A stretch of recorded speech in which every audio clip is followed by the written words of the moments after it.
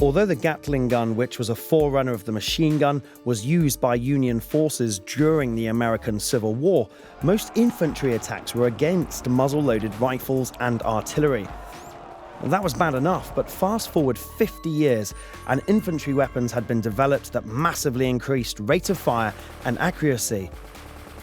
What hadn't changed a great deal was the tactics to deal with the new warfare. Generals grounded in the ways of a bygone age struggled to find ways to combat these new modern weapons. The British Lee Enfield rifle typified this new wave of devastating firepower. Introduced in 1895, this 10-round bolt-action rifle was one of the finest infantry weapons of the First World War. With the ability to fire 20 to 30 aimed rounds per minute by a trained rifleman, German soldiers sometimes mistakenly thought that they had faced a machine gun, when in fact it had been scores of these rapid-firing rifles. Guns such as the Lee Enfield now provided a mobile and powerful presence on the battlefield. I travelled to Cornwall to see how powerful these rifles were. Tell me a little bit more then about this weapon that you've got on your shoulder. It's an Enfield, isn't it? It is. It's a short magazine Lee Enfield from the First World War. It's considered to be one of the best bolt-action rifles probably ever made. It was first saw serious battle in the First World War, and it was really quite a success. Unexpected from some parts. It was not considered to be pre-First War as good as the Mauser, but when it actually became a battlefield weapon, it was found to be super reliable and was loved by the troops who were carrying it. Well, what made it so special? Was it the bolt action? Was it its design? It was the bolt action. In theory, it wasn't as strong a locking mechanism as the Mauser, but because of its design, it was a lot faster to fire. So run me through why the soldiers liked it so much then. Just because it was simple and reliable. It hardly ever let them down. It could get dirty. It would carry on going. Okay, and what does it actually fire? What's the ammunition? It fires a 303 rimmed round. Okay.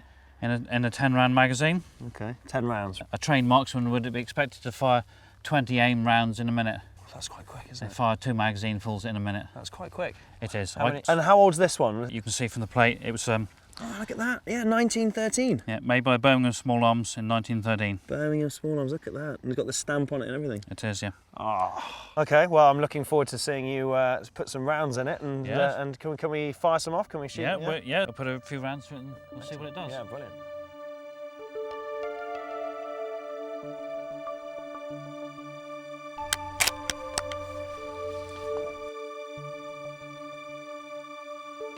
Ready?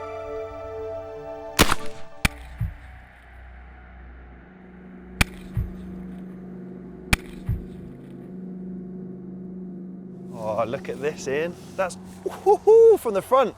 I didn't actually notice, but look at that. It's taken the whole side of the chunk out of it. That's just gone straight through. It's completely mashed it on the inside. Yeah, completely mashed it. Look how so the bullet's gone in and it's just gone. That's amazing. That's really, because you can see how lethal this weapon was. I mean, can you imagine that going through a soldier? Yeah. That's just completely mullered it. Absolutely mullered it. I mean, look at that. But pretty simple to use though, no? It is, it's an infantryman's weapon, and they would be expected to load and fire this weapon in all weather conditions, in mud and really quite horrible working conditions, and they managed it, and the rifle was capable of taking that sort of punishment. Right, so you know what that means, don't you? I think you're going to have a go. I want to go, yeah. Brilliant. Come on, let's set up a target, okay. Let's do it. The Lee Enfield was pretty effective. It was of a reasonably handy length.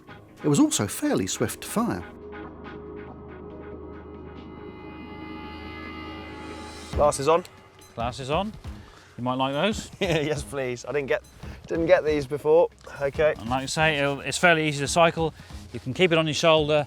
You can lift the bolt, draw it back. You'll eject. You can push it forward. Chain the next keep round, it on my shoulder when I do that. Fire again. And okay. Keep firing. So from I can do a few rounds into my target. Can I? You can. Yes. So you're ready. Bring it to your shoulder. Right. Push the safety forwards, and you're ready to fire. Okay.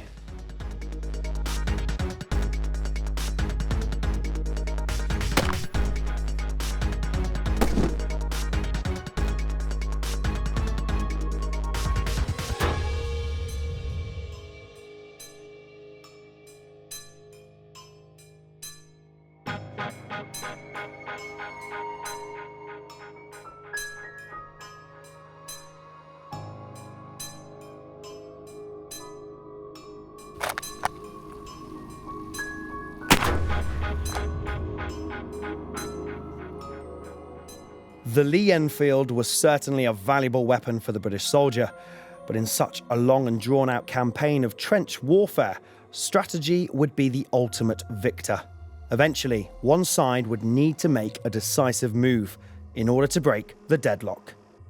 As it turned out, the opening day of the Battle of the Somme was fought on the middle day of the middle year of World War I. By this time, early 1916, there was a stalemate across the Western Front. Both sides were firmly dug in their trenches, refusing to give an inch.